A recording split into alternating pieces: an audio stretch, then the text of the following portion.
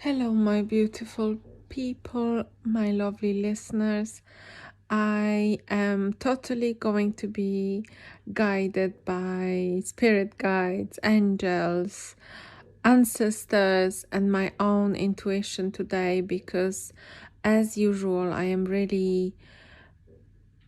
have my subject really thought through, and today I don't.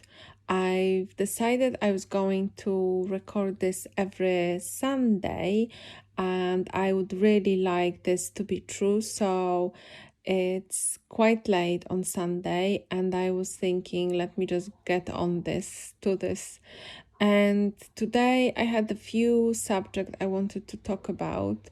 The one that is the first one, the prominent one, is about boundaries, is about listening to your body and your body guiding you and telling you when to send the boundary up. And this week I had a few very uncomfortable conversations with my parents, and we went through the same exact things that we always go through, or they just repeating I'd say traumas, repeating patterns, and something that I thought I already worked on, and maybe I was hoping I was already through with, or learned how to react. And I know that my parents are from a different generation. I also believe they are from a different, obviously, they are from a different soul contract and from a different collective, from a different consciousness because of their age, because of where they were born, and they simply had a different soul contracts. I believe that we have chosen the families that we were born into, and therefore this is something that my soul, my spirit agreed to come into before I was born. And that was a very back before I've forgotten that was a very kind of spiritual conscious decision, if you can call that. So all in all, before we come to the earth, we do choose our family, and this is for different reasons. This is because we want to go through a specific experiences, and this is because we want to learn. This is because we want to interfere or have relationships with those people, either help them or they help us to achieve some level of consciousness.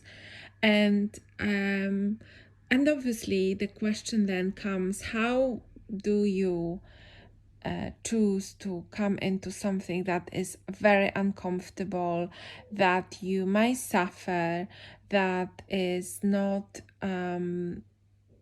easy, and that's something that can be very painful, and where there is lack of certain things that you may be thinking that family should be giving you. I think that this experience with whoever I talk to is very common, and I, as a mother myself, I know I am lacking in a lot of spaces.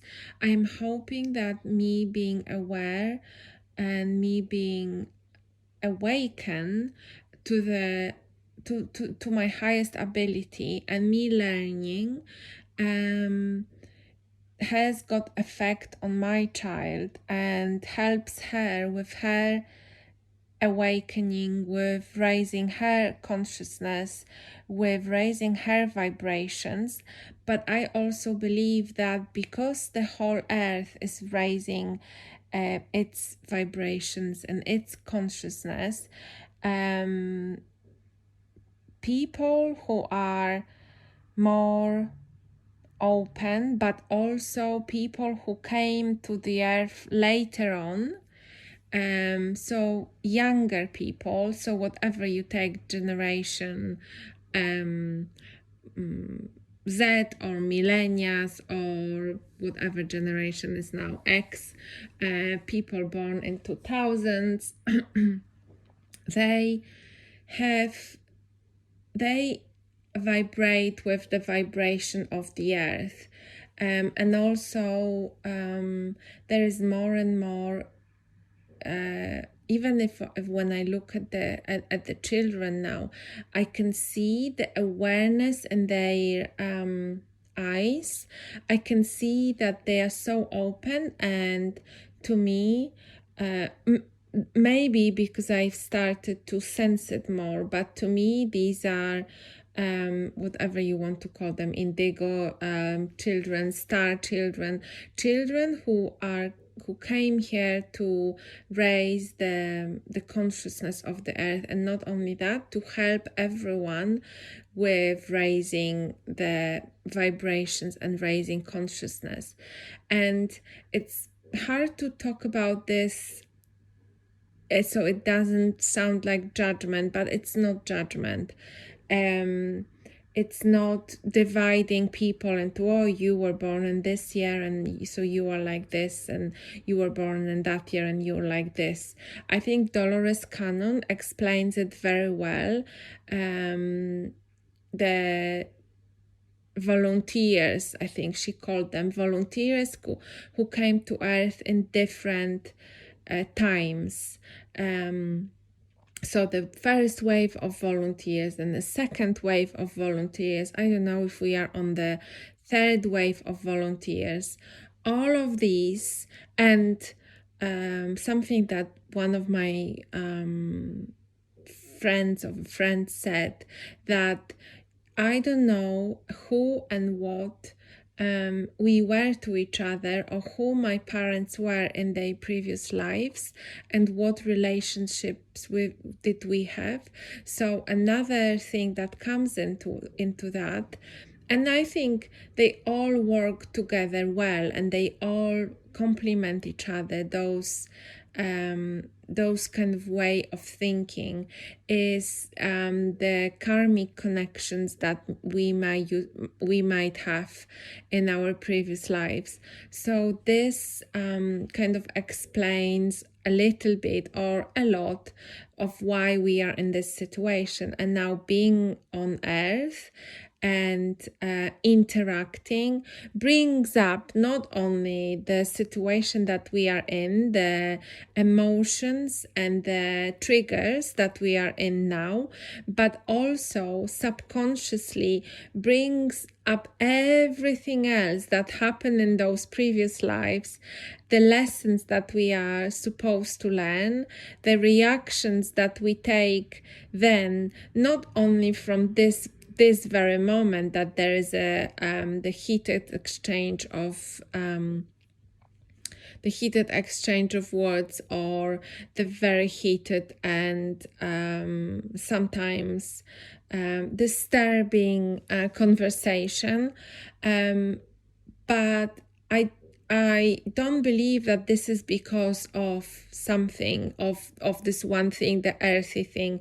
I believe that it's much deeper, and that's why, especially with your families, things that are not that big, are not that huge, can bring a lot of emotions, as you know. The closer someone is to you, the bigger emotion and the more heated argument there is about this, because everything else comes up, and not only the things that happened to you, I don't know, 2 years ago, 3 months ago or so, but also things from maybe past lives, your karmic things that you somewhere there have, and it's very hard to understand, and you don't when you have this heated conversation with your parents, and you totally, or with anyone close to you, with your family, and you totally don't understand each other, and it feels like the other side want to just be right, and you perhaps also want to be right, but you want also to show them another perspective, and they are totally not open to this other perspective, to this other options, and you want to be vulnerable with them, and they are just putting everything kind of upside down, and they don't take it from the side that you are showing them, and you feel very, very hurt, and they probably also feel hurt.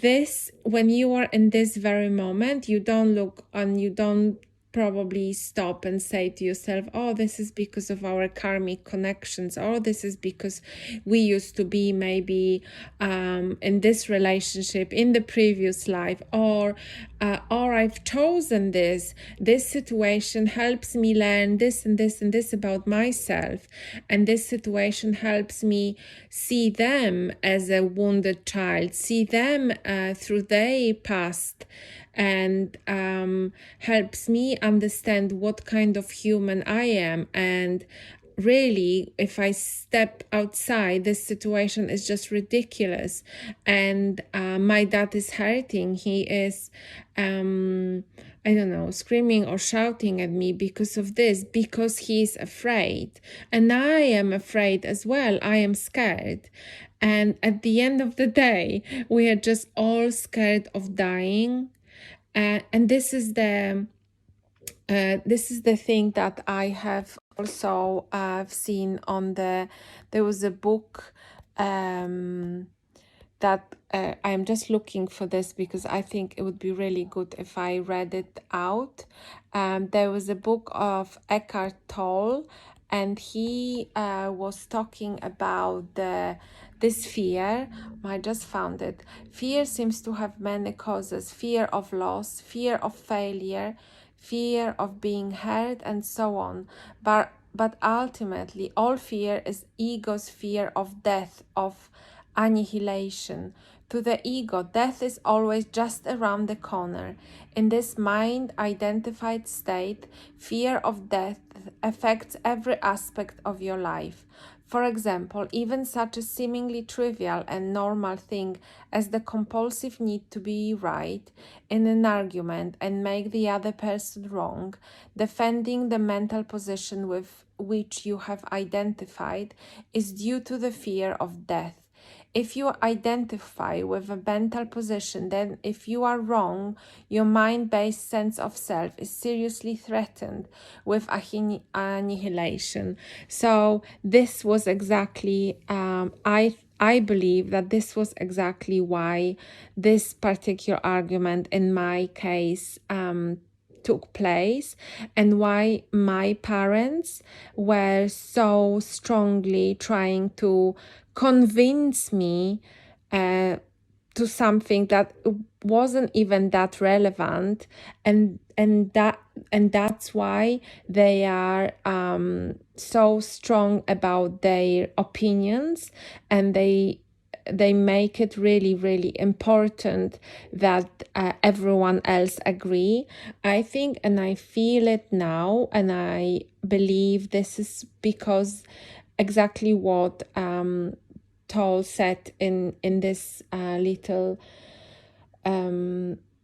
verse that I have just read out to you, is because they are afraid of the annihilation of their ego. So if the opinion, if the if they are not right, it means that they are wrong, and wrong in this sense means the death of ego. And this is something that they are really afraid of in a nutshell. So all of these things were going through my mind, and I was trying to understand them. It does not mean even though I understand that, I guess in a way it's easier for me to go through this and kind of digest it and accept it. Does not make it much easier. And I started off with boundaries. I don't particularly want to speak to my parents at this very moment, and that's because of the fact that I am just recovering after operation, so my body and my mind is not as strong as usual, and I get quite emotional easier, or maybe it's easier to hurt me. The only thing I know is that I have to protect myself. The other thing I know is that how I felt after this very heated discussion, and it wasn't only one, there was a couple, kind of one after the other, when my parents tried to convince me to something, and I was trying to say to them that I don't particularly feel this way. And it wasn't even about the subject, it's about I didn't feel that I was respected, and I didn't feel that I mattered. And this kind of feeling is something that goes through and through with sadly with our relationship. And I believe that my parents don't understand that, and I was trying to explain, and I haven't been met with understanding. And I think that's going to stay this way. And in the same time, I know that my parents do love me very much, and they do everything for me, and they do a lot of things for me. So that's kind of mind-boggling and quite an unpleasant feeling, because I also think that this unpleasant but familiar feeling of someone not thinking that I am worthy or respectful or respecting me, but also loving me very much and doing things for me, very much as that was taken by me and kind of copy paste into my romantic relationships, and then led one way or another to breakup of those relationships, because this kind of this pattern of relationship is, for a lack of a better word, toxic. I know toxic is quite everyone uses this word now, toxic this, toxic that. I don't know, and I can't think of anything else. It's just a form of relationship that my body and my spirit says no to, and is looking for something that I feel safe, I am respected, and I am cherished as a person, and I am seen. The one thing that I don't feel I am is I am seen.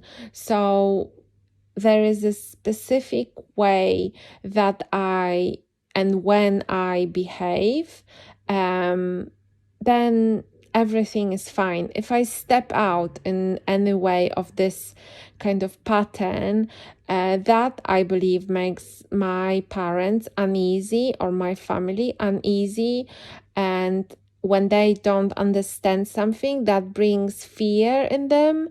Fear very often brings anger. That's a very kind of common thing.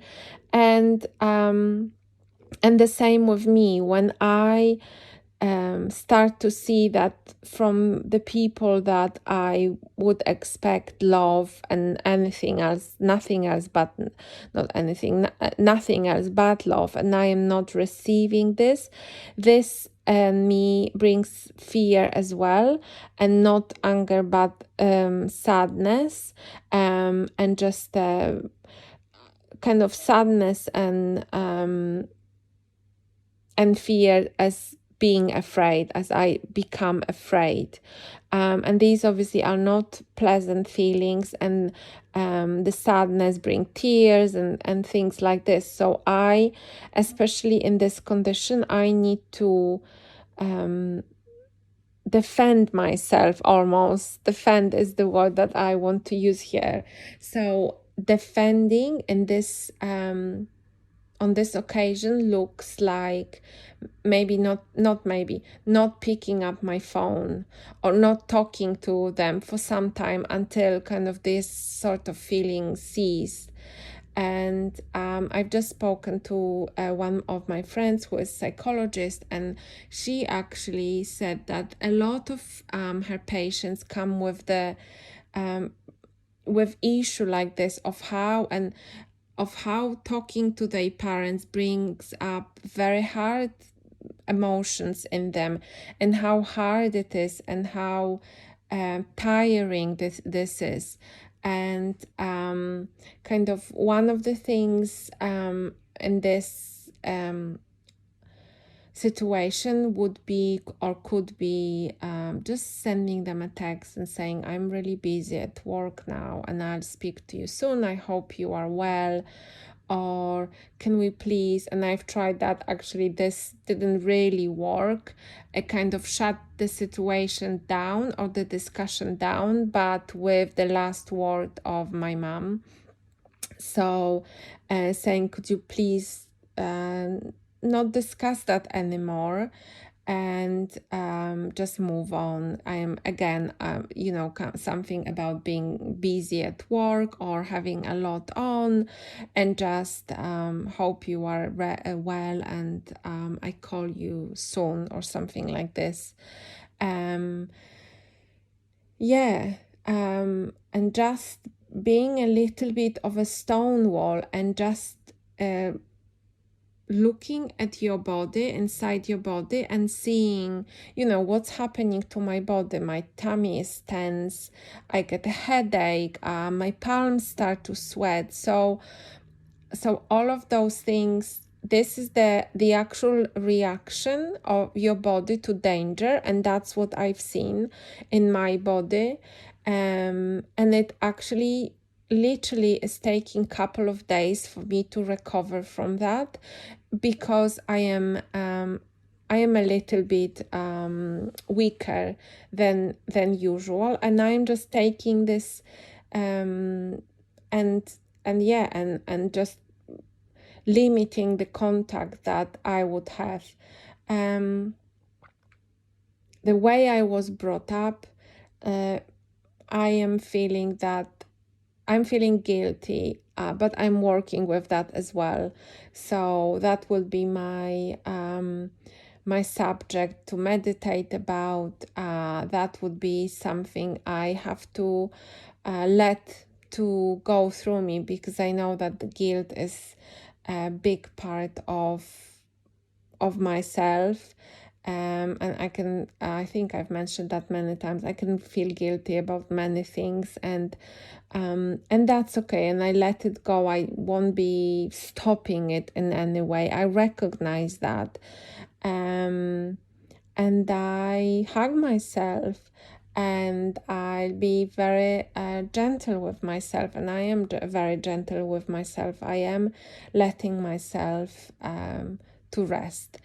And I wish you a very restful evening or day, and be gentle with yourself, and be caring with yourself, and mother yourself, and father yourself.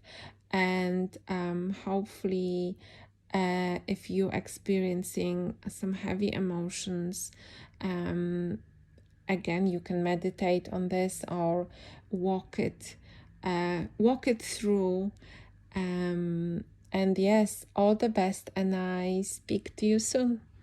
Bye bye.